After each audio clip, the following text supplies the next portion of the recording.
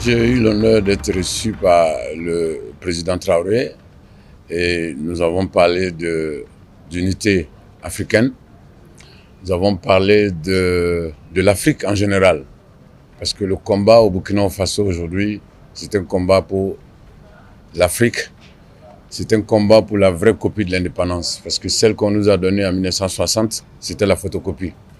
Et notre génération a décidé de récupérer la vraie copie.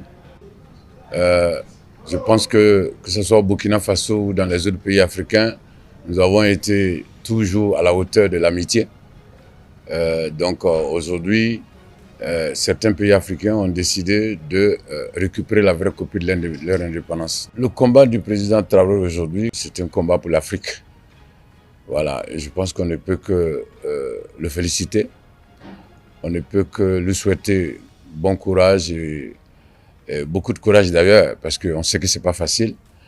Et donc aujourd'hui, le combat contre le terrorisme, le combat pour la souveraineté, le combat pour la liberté, parce que c'est de ça qu'il s'agit. Ce n'est pas un combat contre quelqu'un, mais c'est un combat pour la liberté. C'est-à-dire qu'aujourd'hui, notre président peut aller voir qui il veut, quand il veut, où il veut dans le monde entier, sans la permission de quelqu'un. Et je pense que ces pays même auxquels on demandait la permission, je pense que ce sont des pays qui ont fait beaucoup la promotion de la liberté. Et qui dit liberté, la liberté doit être à tous les niveaux. Donc je ne peux qu'encourager le président Traoré et le peuple burkinabé, parce que c'est le peuple qui a le pouvoir. Je pense que si le président Traoré est là aujourd'hui et continue de faire ce combat, c'est parce qu'il a le soutien du peuple.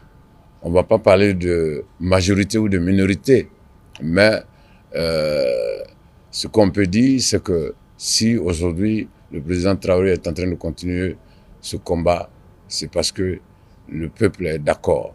Et donc, nous, on ne peut que lui souhaiter bonne chance et bon courage et lui rassurer en tout cas de notre accompagnement au niveau de l'éveil de conscience pour que les populations puissent comprendre le sens du combat et les objectifs. Nous avons fait Ouaga Bobo d'abord en voiture et Bobo Ouaga le retour en voiture en sécurité, complètement en sécurité. Il y avait la sécurité partout, des forces de l'ordre qui étaient là pour rassurer les populations. Et donc voilà, en tout cas ce que je peux dire aujourd'hui, c'est que l'aller-retour a été complètement en sécurité.